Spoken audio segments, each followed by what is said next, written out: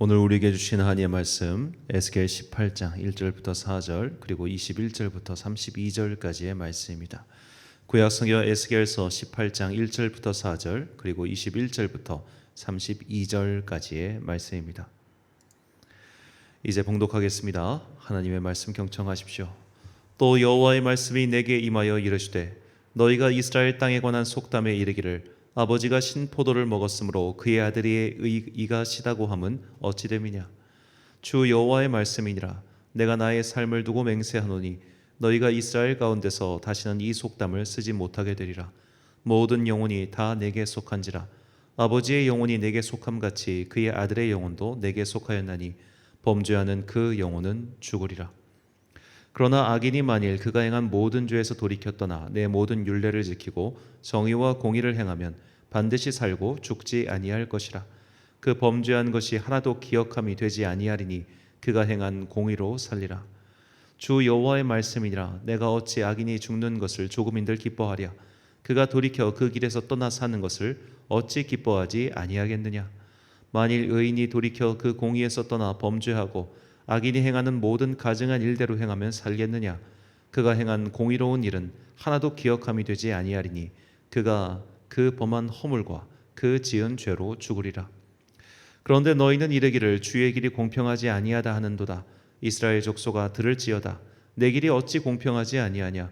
너희 길이 공평하지 아니한 것이 아니냐. 만일 의인이 그 공의를 떠나 죄악을 행하고 그로 말미암아 죽으면 그 행한 죄악으로 말미암아 죽는 것이요. 만일 악인이 그 행한 악을 떠나 정의와 공의를 행하면 그 영혼을 보존하리라. 그가 스스로 헤아리고 그 행한 모든 죄악에서 돌이켜 떠났으니 반드시 살고 죽지 아니하리라. 그런데 이스라엘 족속은 이르기를 주의 길이 공평하지 아니하다 하는도다. 이스라엘 족속아 나의 길이 어찌 공평하지 아니하냐. 너희 길이 공평하지 아니한 것 아니냐. 주 여호와의 말씀이니라. 이스라엘 족속아 내가 너희 각 사람이 행한 대로 심판할지라. 너희는 돌이켜 회개하고 모든 죄에서 떠날지어다. 그리한즉 그것이 너희에게 죄악의 걸림돌이 되지 아니하리라. 너희는 너희가 범한 모든 죄악을 버리고 마음과 영을 새롭게 할지어다. 이스라엘 족속아 너희가 어찌하여 죽고자 하느냐. 주 여호와의 말씀이니라. 죽을 자가 죽는 것도 내가 기뻐하지 아니하노니 너희는 스스로 돌이키고 살지니라. 아멘. 직면해야 새롭게 된다라는 말씀으로 하나님의 말씀 선포하겠습니다. 우리가 첫 번째 날 우리 이 새해의 주제의 말씀을 전했습니다. 주제 말씀 예레미야 애가의 말씀이었죠. 예레미야 애가는 유다 민족이 완전히 망한 상태에서 그 나라를 회복시켜 달라고, 그 나라를 새롭게 달라는 예레미야의 간구였습니다. 완전히 망하면 사실 새롭게 되는 것, 회복하는 것 외에는 길이 없습니다. 우리가 정말로 모든 것이 완전히 망해서 정말로 희망의 한 터럭도 없을 정도로 인생이 바닥까지 떨어지면 우리는 주님께 살려달라는 간구 외에는 할 게 없죠. 하나님 살려주세요. 하나님 제발 새롭게 해주세요. 하나님 제발 회복시켜 주세요. 자, 이렇게 인생이 바닥까지 내려가면 정말로 숨 쉴 수도 없을 만큼 고통스러우면 주님께 부르짖는 것 외에는 할 수 있는 게 아무것도 없습니다. 그 지경에 처하면은 그냥 회복시켜 달라는 간구 외에는 나올 것이 없죠. 하지만 인간은 참 자신의 잘못을 인정하고 뉘우치는 것이 힘든 그런 동물, 그런 존재인 것 같습니다. 바닥까지 차면은, 바닥까지 내려가면 그때는 회개를 하는데 그 바닥 직전, 아직은 조금 숨을 쉴 수 있을 때, 아직은 완전히 망하기 직전일 때는 하나님을 거부하고 자신의 죄를 뉘우치지 않죠. 우리가 이스라엘 역사에서 계속 이것을 보지 않습니까? 어설프게 아프거나 어설프게 고난을 당할 때는 아직도 자기 생각, 자기 주관이 있어요. 하지만 완전히 망하고 나면 그런 것들도 다 꺾여버리죠. 사실은 그런 것이 다 꺾였을 때가 완전히 망했다는 말이 정확히 들어맞는 표현일 겁니다. 아직 그 상태가 이르기 전에는 사람은 자신의 잘못을 뉘우치지 않고 새롭게 해달라는 말, 회복시켜달라는 말, 바른 모습으로 나를 다시 빚어달라는 그런 간구를 하지 않고 이것은 누구 때문이야? 이것은 저것 때문이야. 이런 식으로 다른 것을 핑계대면서 계속해서 그 문제에서 회피하는 경향을 갖게 됩니다. 이렇게 죄 앞에서, 내가 고쳐야 할 문제 앞에서, 내가 마주봐야 할 현실 앞에서 우리는 종종 회피하곤 하죠. 이것은 마치 분명히 어디가 좀 안 좋은데 그러면 검사를 받아야 되는데, 검사를 받으면 혹시 내가 모르는 어떤 병명이 나올까 봐 염려돼서 건강검진을 못 받는 그런 사람과 똑같습니다. 이런 분들이 정말 있습니다. 혹시 종합건강검진을 받으면 내가 모르는 어떤 큰 병명이 발견돼서 내가 그것 때문에 불안에 떨까 봐 건강검진 안 받는 사람 말이죠. 자, 우리가 옆에서 보면 그 모습이 굉장히 우스꽝스럽고 또 어리석어 보입니다. 아니, 어디가 안 좋으면 검사를 받고 빨리 고칠 생각을 해야지, 왜 검사 받으면 자기 병명이 드러날까 봐, 내가 아픈 것을 확인할까 봐 그게 무서워서 왜 병원을 안 가느냐라고 말이죠. 그런데 이 모습이 바로 죄라고 하는 문제를 껴안고 사는 우리의 실태라는 겁니다. 내 안의 죄와 내 안의 일그러짐과 내 안의 문제를 먼저 직면하고 그것을 해결해야 되는데, 그것을 직면할 용기가 없는 거예요. 무서운 거예요. 내가 내 모습을 본다는 것은 생각보다 굉장한 노력과 용기가 필요합니다. 우리가 그저 이제 이런 게 있죠. 좀 웃긴 비유긴 한데, 외모가 예쁜 분들은 거울을 보는데 주저함이 없습니다. 자기 본인 스스로 영상을 찍고 그것을 올리고 이런 것에 주저함이 없어요. 근데 어설프게 생겼거나 조금 저와 같이 이런 분들은 자기 영상 보는 게 썩 싫습니다. 저도 제가 설교한 영상을 다시 한번 항상 보지만 볼 때마다 괴로워요. 왜 이게 좀 아쉬운가 그런 생각이 많이 드는데, 자, 우리가 그런 식으로 자신의 상태를 직면하는 것은 굉장한 용기와 또 각오가 필요하다는 겁니다. 그게 싫어서 우리는 이런저런 핑계를 대며 죄에서, 문제에서 자꾸만 고개를 돌리곤 하죠. 오늘 본문에 이스라엘 유다 민족이 정확히 이랬습니다. 자, 오늘 본문은 에스겔서의 말씀입니다. 에스겔 선지자의 활동 기간은 정확히 바벨론 포로기와 일치합니다. 바벨론 포로기가 시작할 때부터 그는 선지자로서 활동했죠. 그러니까 그의 모든 말씀의 대상은 바벨론 포로로 끌려온 사람들에게 하는 하나님의 말씀인 겁니다. 자, 바벨론 포로로 끌려왔다면 그야말로 인생 막장까지 몰린 겁니다. 완전히 망한 거나 진배 없습니다.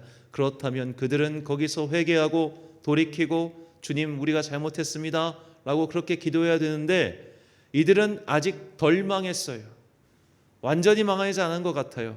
자신의 문제를 직면하지 않고 그들은 이런 핑계를 대고 있었습니다. 본문 2절 말씀입니다.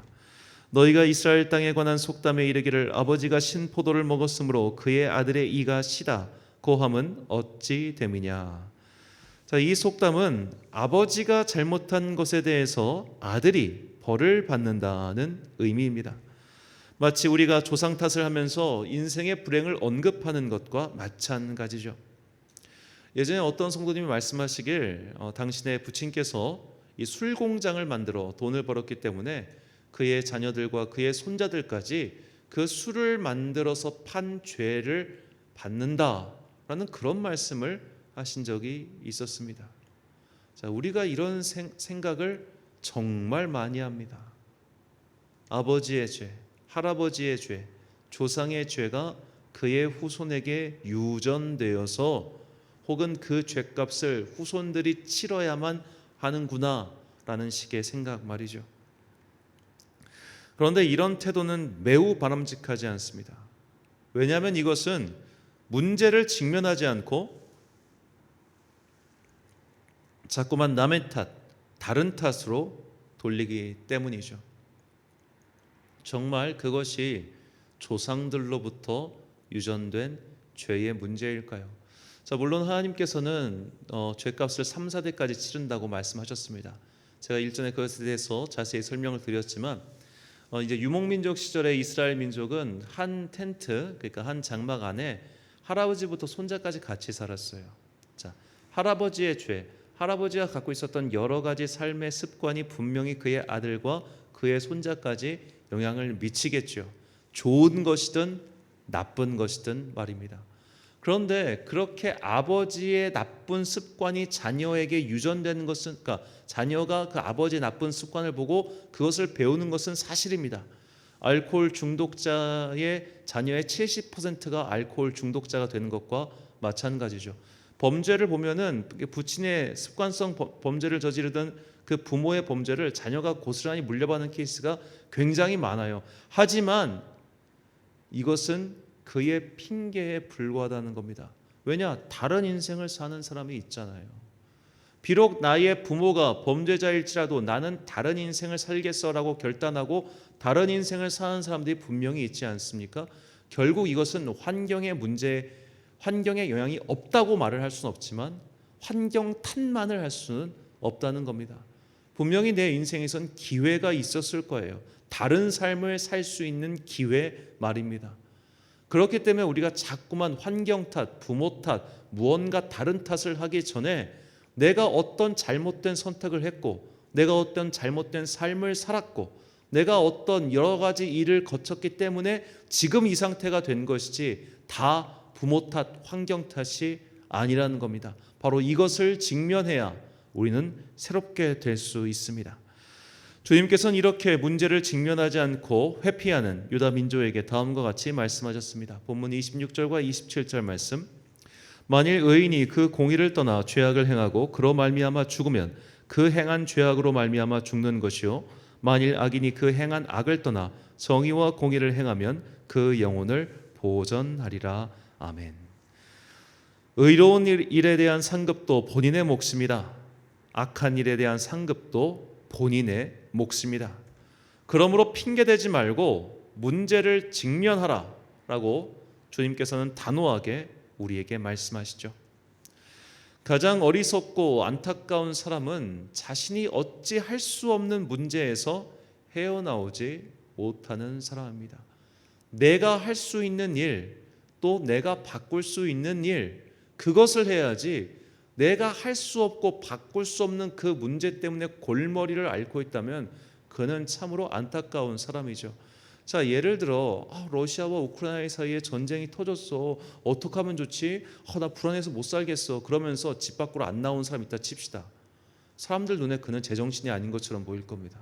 지구 반대편에서 일어나는 그 전쟁, 물론 그 전쟁의 여파로 우리가 경제적 타격을 입고 있긴 하지만 그 전쟁에 내가 지금 여기서 발을 동동동 구른다고 해서 그 전쟁이 끝납니까? 나는 오늘 내가 살아야 할 나의 몫이 있는 겁니다. 나의 과업이 있습니다. 내가 해야 할 일이 분명히 있음에도 불구하고 다른 것 핑계대면서 다른 일을 핑계로 해서 그런 것들을 자꾸만 회피하고 외면하는 사람들이 있다는 거죠. 그런 일이 우리에게 있어서는 안 된다는 겁니다. 우리는 아무리 고민해도 내가 태어난 환경을 바꿀 수는 없습니다. 아무리 기도해도 시간을 되돌릴 수는 없습니다. 아무리 주님께 간구해도 우리가 다시 완벽한 상태로 태어나 인생 2회차를 사는 것은 불가능하다는 겁니다. 불가능한 것을 붙잡고 답도 없는 문제를 두고 고민하고 기도하는 것은 인생 낭비요 시간 낭비입니다. 기껏해야 그런 것들은 내 정신 만족을 추구하는 것에 불과하죠. 우리가 정말로 내 삶을 변화시키고 싶고 또 내 삶이 새로워지고 싶고 무엇보다 우리가 정말로 바른 모습으로 회복하고 싶다면 각자의 문제에 직면해야 합니다. 내 인생의 문제, 더 정확히는 나라고 하는 사람의 그 문제에 직면해야지 자꾸만 주님 저 사람이 문제예요, 주님 저게 문제예요 라면서 문제의 원인을 바깥에 찾지 말고 내 안에 있는 이 뒤틀린 영혼과 심사에서 찾아야 된다. 바로 그 말씀입니다. 주님께서는 우리가 새로워지기 위해서 이렇게 문제에 직면하라고 말씀하십니다. 본문 31절 말씀. 너희는 너희가 범한 모든 죄악을 버리고 마음과 영을 새롭게 할지어다. 이스라엘 족속아 너희가 어찌하여 죽고자 하느냐. 아멘. 자, 직면하지 않으면 결국 죽게 됩니다. 직면하지 않으면 현재 상태가 계속될 뿐입니다. 무섭고 외면하고 싶어도 건강검진을 받아야 합니다. 그래야만 삽니다. 그런데 이렇게 계속 직면하지 않고 외면하면 결국 죽게 된다는 것이죠. 여기서 죄악이라고 번역한 히브리어는 페샤인데 선을 넘다, 배반하다, 거역하다라는 뜻입니다. 하나님께서는 정하신 선을 넘은 자들, 하나님께 등을 돌린 자들, 하나님의 사랑과 신뢰를 배신한 자들, 그런 자들에게 너희의 죄악을 버리고 너희가 넘어간 선에서 돌이켜서 이제 마음과 영을 새롭게 해라. 이것이 오늘 우리에게 주시는 하나님의 명령입니다. 자, 주님께서 분명히 선을 넘은 데서 돌아와 등을 돌린 거에서 다시 되돌이켜 라고 하셨는데, 아유 주님 나 선 넘은 적 없어요. 아유 내가 언제 주님을 배반했어요 라고 그렇게 태연장악하게 말한다면 어떻게 되겠습니까? 결국 본인은 그 죄의 독에 중독된 것을 모른 채로 죽고 말 것입니다. 내가 내 상태를 인지하지 못하면, 그리고 심지어 말씀이라고 하는 거울과 의사를 통해서 너희의 상태를 고지해 줬음에도 불구하고 에이 그거 아니에요, 그거 쟤 때문이에요 라는 식으로 계속해서 문제에서 회피한다면 우리에게는 영혼의 죽음이라고 하는 종국을 피할 길이 없게 될 것입니다. 예수님께서는 자신의 실태를 전혀 모르고 있는 자들에게 이런 비유로 말씀하셨습니다. 먼저 마태복음 7장 22절과 23절, 그리고 마태복음 25장 44절과 45절 말씀을 차례로 읽었습니다. 그날에 많은 사람이 나더러 이르되 주여 주여 우리가 주의 이름으로 선지자 노릇하며 주의 이름으로 귀신을 쫓아내며 주의 이름으로 많은 권능을 행하지 아니하였나이까 하리니 그때 내가 그들에게 밝히 말하되 내가 너희를 도무지 알지 못하니 불법을 행하는 자들아 내게서 떠나가라 하리라. 아멘.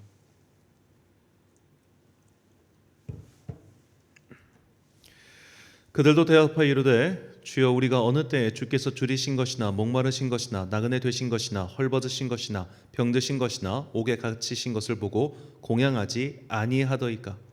이에 임금이 대답하여 이르시되 내가 진실로 너희에게 이르노니 이 지극히 작은 자 하나에게 하지 아니한 것이 곧 내게 하지 아니한 것이니라 하시니리. 아멘. 자, 한쪽은 주님을 위하여 내가 무언가를 했다고 말을 합니다. 하지만 실상은 그 자신을 위해서 한 것이죠.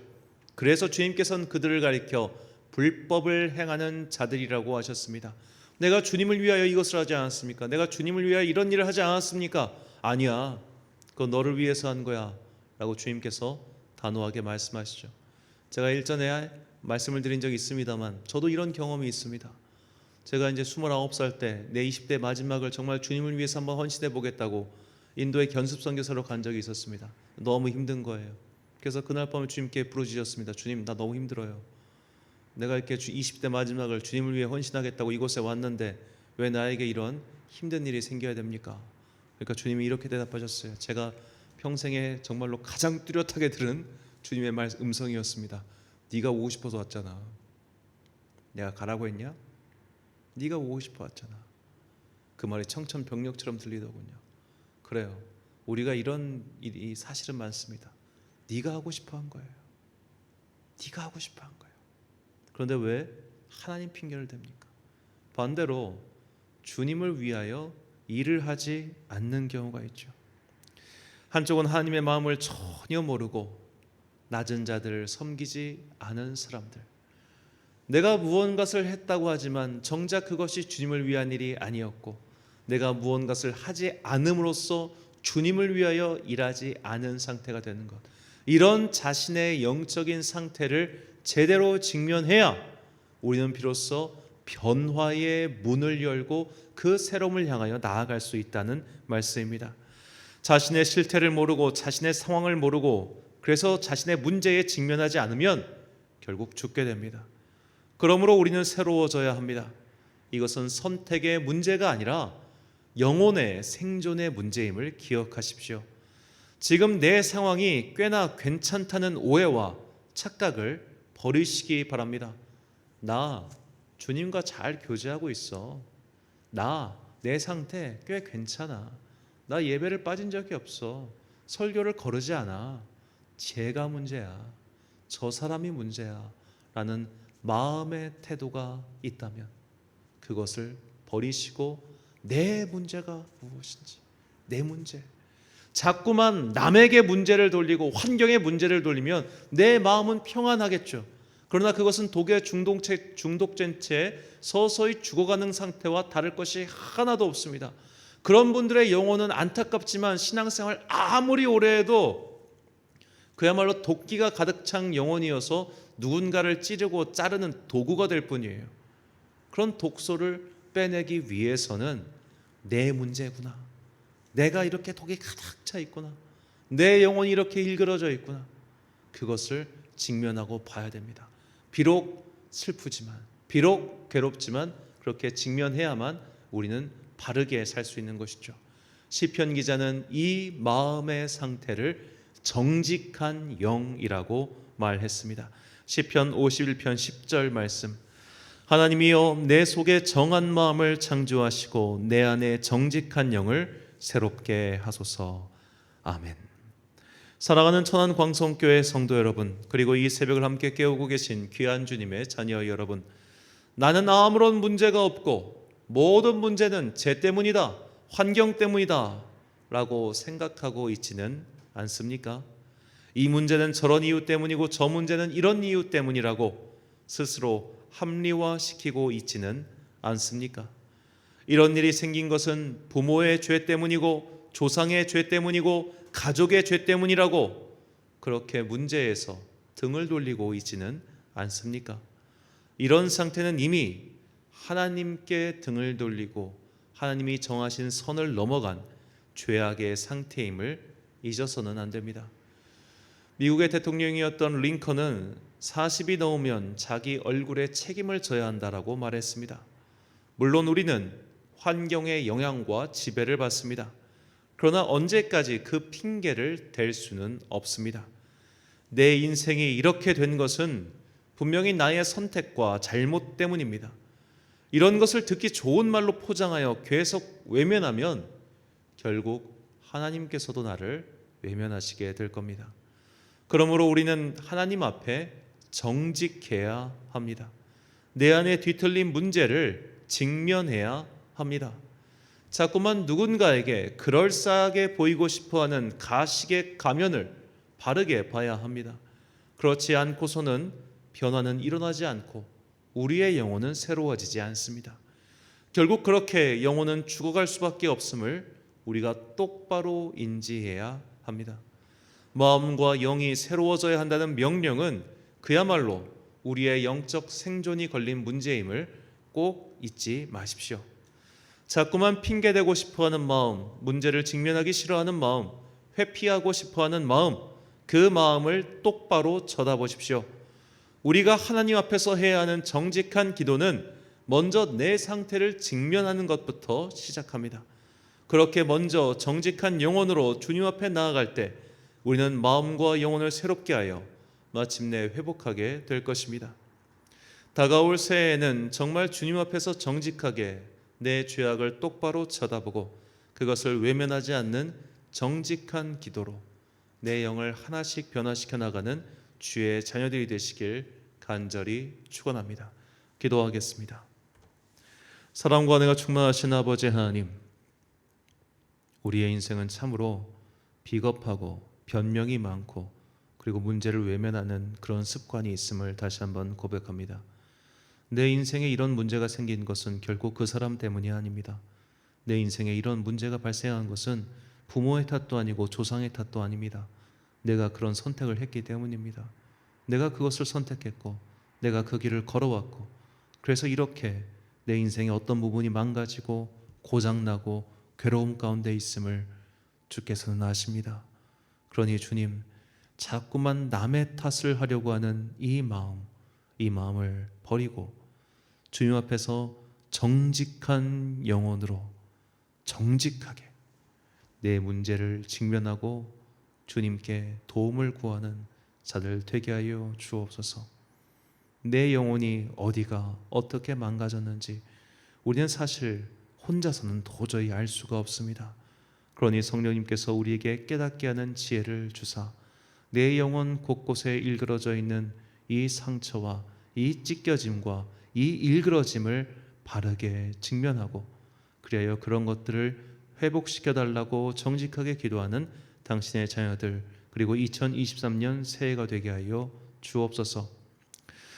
눈이 그치고 또다시 눈이 옵니다. 많은 눈과 또 일교차, 날씨가 풀어졌다가 다시 추워졌다 반복하는 시간이 우리 어른 성도들의 몸을 많이 상하게 할까 염려됩니다. 주님께서 따뜻한 성령의 두루마기로 우리 어른들 지켜주시고, 그래야 그들이 이 겨울을 무사히 넘겨 다가올 봄에는 더욱더 힘차게 주님을 찬양하고 예배할 수 있는 복과 은혜를 내려 주옵소서.